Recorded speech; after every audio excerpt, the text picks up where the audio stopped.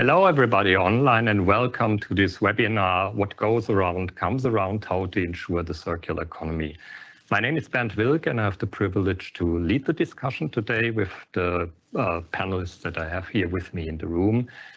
Before we can start with that in these days, of course, we have to go a little bit through housekeeping.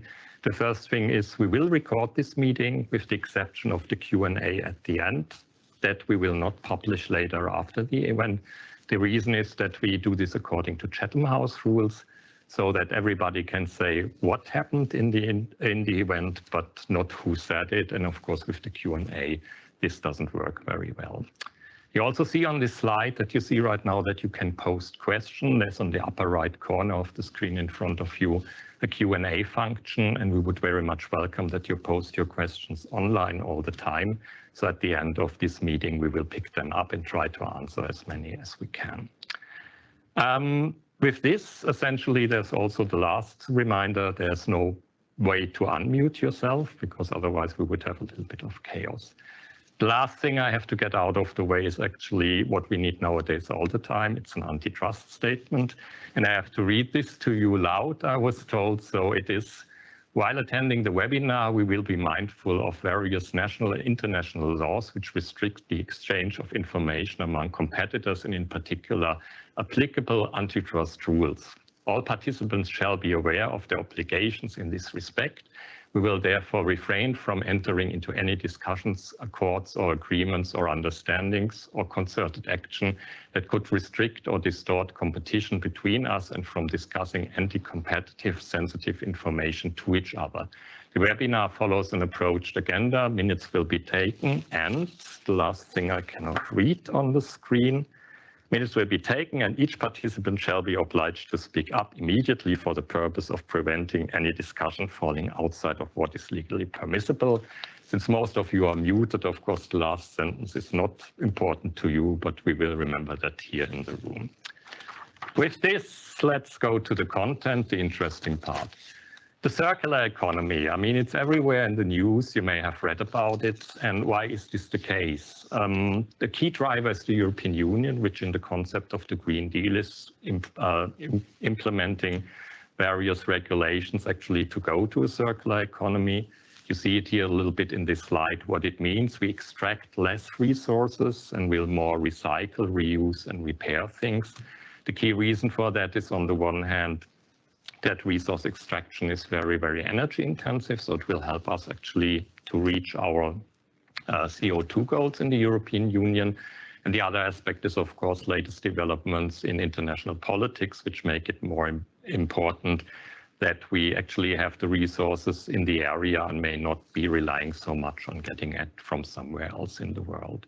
That has, of course, changed the business environment for all of us. First of all, of course, for companies in the production industry, but also in insurance. And I'm today here in the room with three experts in that field. The first one is Alexander Schmidt. He's the head of P&C and SME insurance at AXA Germany. The second person is Alena Fakova. She's corporate partnership client manager at Swiss Re. And the last one is Thomas Wittjebier. He's essentially with Ikano and is an insurance executive within the greater IKEA's universe of companies, so to say.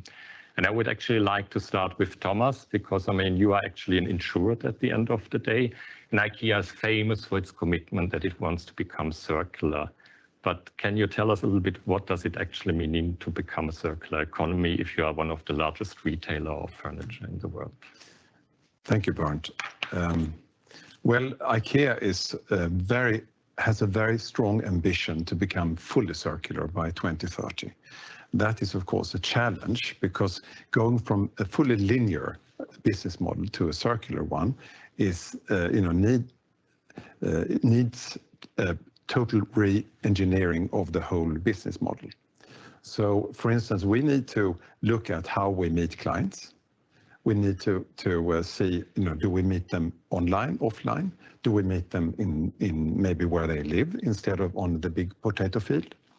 We need to re-engineer. We have 9,500 products. They need to be designed possibly in a different way to be recyclable, reused, refreshed, We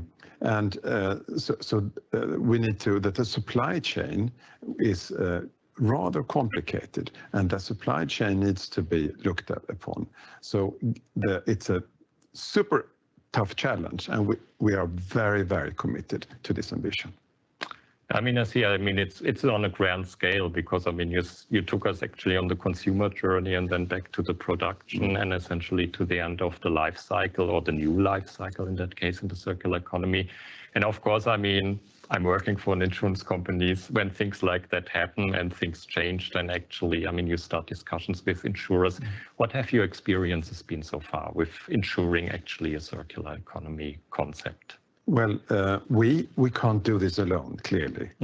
So we are very committed to partnership, partnering up, teaming up with other organizations. And when it comes to recycling, we also put our money where our mouth is, and we invest heavily in recycling.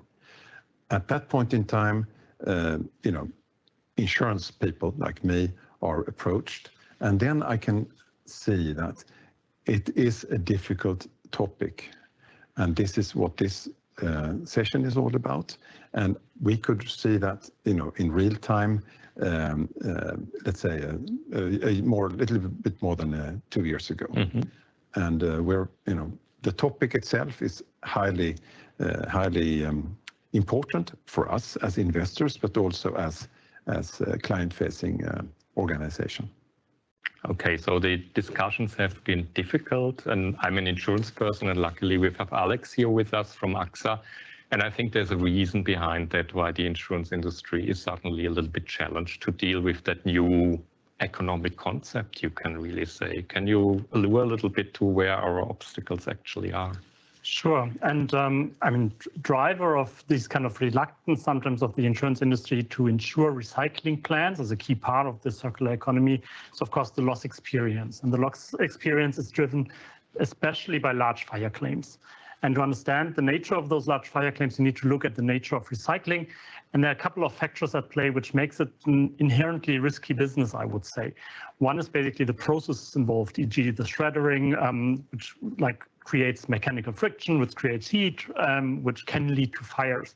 And if you combine that with the kind of huge amount of combustible material that's used or typically used within recycling, the material is also not as clean as you would have in a linear production process, right? We're talking about waste essentially that is recycled again. That creates an environment that can lead to fires quite easily.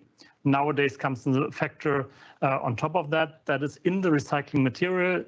There's a topic of batteries, which can be found nowadays in kind of almost all appliances, etc.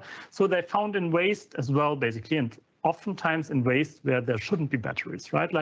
And this again creates an additional, let's say, risk of fire.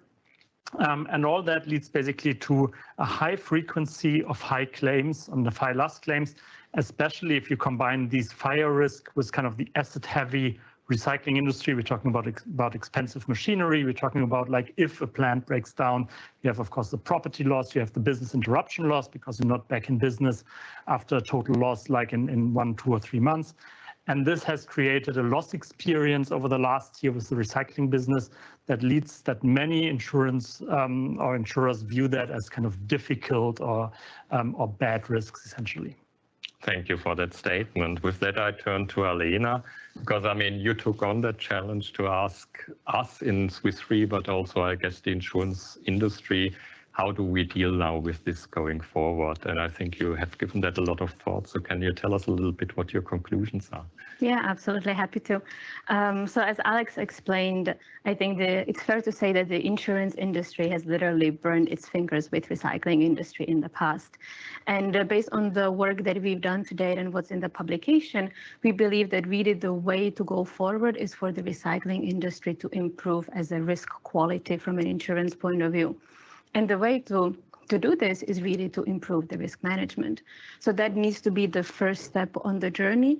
We need to educate and raise awareness with the key decision makers that we have in the broader recycling ecosystem, so to say, on what that good risk management practice would look like. And thankfully, we already have done quite a bit of work on this as as an insurance community. And even in the paper, we highlight the need for layered fire protection, so that you would need prevention to avoid fires from actually happening, having the right staff training, having protection in place, sprinklers, partitions, consider what building you're in, avoid combustible materials. And there are guidelines out there, usually country specific. So like in Germany, we have the VDS has issued some guidelines. So this information is sort of out there from our point of view. But what became very clear in the conversations with recycling companies, let's say, they're usually not aware of these guidelines, and they're very focused on the legislative requirements, right? They want to look at what are the boxes I need to take from a legal standpoint to be able to operate. But the problem is the legislative requirements are somewhere down here when it comes to risk management practice, while what we look at is somewhere here. And this gap is something that is simply not really known by the recyclers. And unfortunately, the same apply to conversations with investors. When we talk to them, I felt almost like they take it as a given. You know, insurance will be tough to get for recycling business. We just need to make peace with the fact that we'll get high deductible, limited coverage for a very high price. But if we can get them on board to understand what these risk management practices should look like, consider that, especially as new investments are made into new recycling facilities, they could really help and elevate the quality of the risk that we see in recycling. And on the flip side, I think also we as the insurance or broader reinsurance industry, we need to stay up to date on what's happening in the recycling world. I think there's a lot of changes. It's no longer just the super small companies. We have large corporates entering the space. IKEA is a perfect example. And I think the historical losses and the really bad experience that Alex spoke about, hopefully is not fully representative of what the future will look like with recycling. I'm not saying we're there yet, but I think we need to keep a close look at what's happening, continue the dialogue, and really make sure that we educate each other and see how the insurance industry could re-enter the space. So lots of work to be done. Absolutely. But I'm turning to Alex now because you're a primary insurer. I mean, do you have a silver lining story for us? I mean, where we actually implemented a little bit what Alena just described? I think there are some, and we talk about that in the publication as well. And we insure one of the largest recyclers in Germany and insure that for quite a time. And a couple of years ago, we had a huge loss. I'm talking about a double-digit million euro loss then that can happen, or that happened in this particular site. And instead of like canceling the contract or moving out or like, let's say, limiting our coverage, what we decided to do is work even closer with this customer of us, with this partner, having the risk engineers, both from the recycler side as well as the AXA risk engineers, work really closely together and develop a kind of protection plan for each plant and for each site, and also agreeing on a kind of investment plan, how this protection plan can be set up live or can come to life over a couple of years, because you don't do that in a one-year time frame, essentially, especially not with existing site. I think that's why it's so important what Alena said, like to consider these kind of protection measures when building the sites, when we're talking about new sites. But of course, it's also about retrofitting old plants, old sites.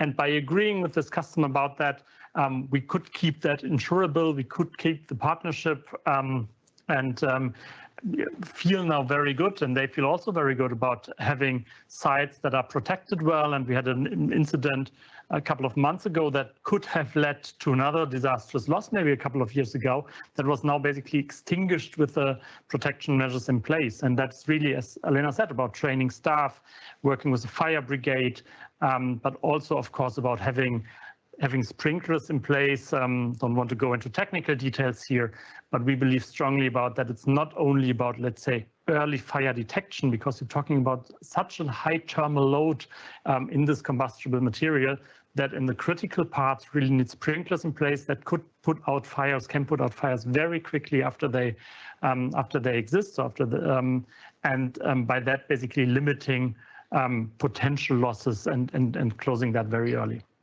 That's very interesting. So it was really a change of the risk culture also in the company that you insured. I would say so, yes. And of course, the loss helps with that, right? Like, I mean, that's one of the good parts about the otherwise bad story. But like, then you have, it's different when you experience a loss than when you read about that, right? Like, and on an intellectual level, everybody understands that this can happen and that this is risky. And I mean, you just need to look at the newspaper, right? Like almost every second or third week, basically, you see an accident in a recycling plant. But if you have experienced that yourself, it changes the risk culture. And if you have then a company that is willing to invest, really willing to invest in protection, I think that's the part where insurance can also step in and not only offering risk transfer solutions and saying, okay, we take on that risk, and if there's a claim, we pay you, but also coming and saying, look, we know basically how good practices look like, and we can work together to develop a tailored protection plan for this plant. Thank you for that one. And with that, I want to switch to Alena, because I mean, when I listen to Alex, I think one aspect is, of course, that we learn from the loss experiences in the industry. But I mean, we are a reinsurer, and I think it's not new to us that we suddenly have to insure technologies or industries that we don't know and where we don't have a loss history.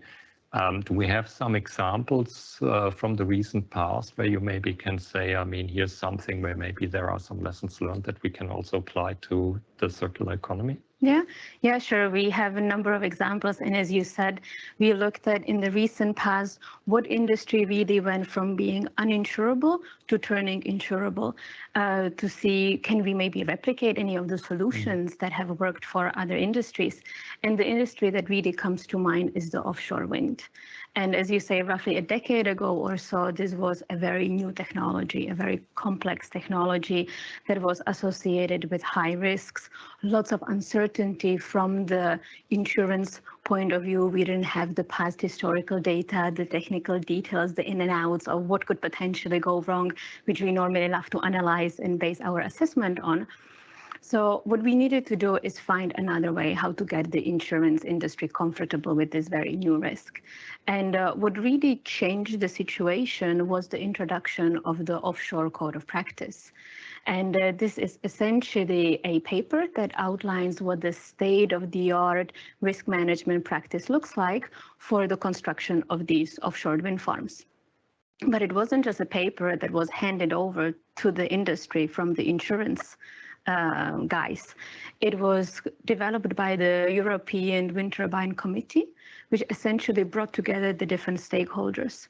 So it was Swiss Re at the table, other reinsurers, insurance companies, but also the contractors, the manufacturers, and these guys all together really worked on this code of practice. So everyone had the same understanding of what this risk management practice should look like.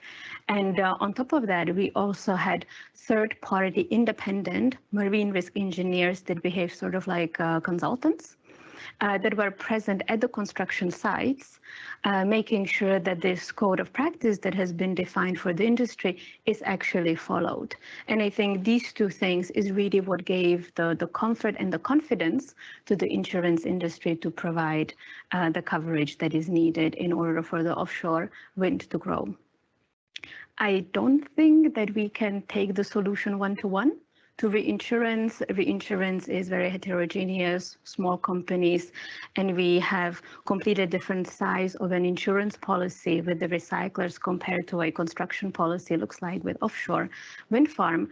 But what we definitely can learn is this concept of working together and defining together what these risk management practices would look like, making sure that everyone is on the same page. Also, the idea of having risk engineering service in place and supporting and making the companies understand what exactly it is that they need to do to be at a level to make the facility insurable is something that we can explore when looking at solutions in the recycling world. Okay, so I mean, there are lessons learned from other historical events. Historical is maybe even the one word when we look back a decade, but actually from a big industry, because when we look at the wind farm industry today, I mean, it's booming worldwide. And if we would not be ready actually to support that, then maybe the growth would also be a little bit restrained. Which brings me actually back to you, Thomas, to the insured. I mean, when you listen now to all these different aspects that Alena and Alex mentioned. I mean, what are your thoughts and your reflections on this way that they outlined to go forward? Well, I think what Alena said was spot on. We within the IKEAs, we have a very large wood manufacturing industry. And a while back, that was uninsurable. And then we set sail together with the insurance community to do something what you were alluding to, Alena. And now, some 15 years later, the insurance company, like a little bit like your case, Alex, confirms to me that they are super happy with the situation. And we actually had a little bit of a loss last year, actually, and the community said, no problem at all, we will continue. So I do believe that if you work together across the borders, then that will happen. Now, also, I think, this is a huge investment needed. If we want recycling to happen, we need to have investors willing to enter that field. Not only us, others as well. And enable to have those investments, and I think we mentioned in the survey 1 trillion, huge number, then we need the insurance community. And if we go back some 150 years, the insurance community actually made the Industrial Revolution happen. But today, we need the insurance community to make the sustainability revolution to happen. So it's thrilling to work on this publication, and I think we have done a lot of good, more to come. That was actually a very interesting statement. I like that term, the sustainability revolution. I wonder if anybody will pick up on that one.